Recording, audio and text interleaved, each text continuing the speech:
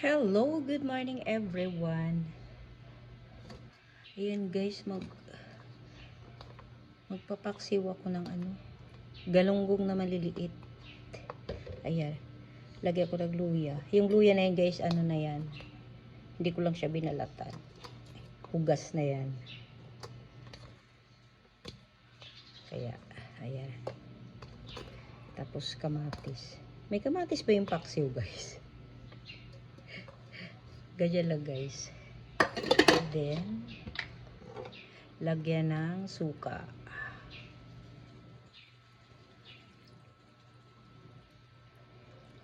Kailangan maraming suka. Suka lang yung ko guys eh. Yung sabaw. Tsaka, lagyan ko ng toyo guys. Oh, para may kulay-kulay. Ganyan rin ba kayo guys paksiw?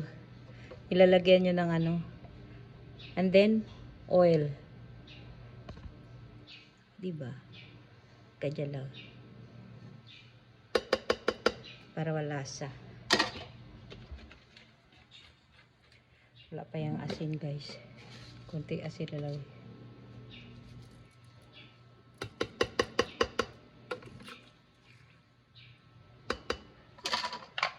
And then, charan! Yan, sarap na yan.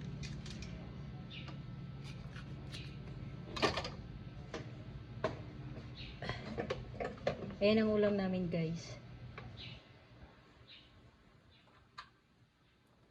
Pero yung bunso ko hindi nakain yan.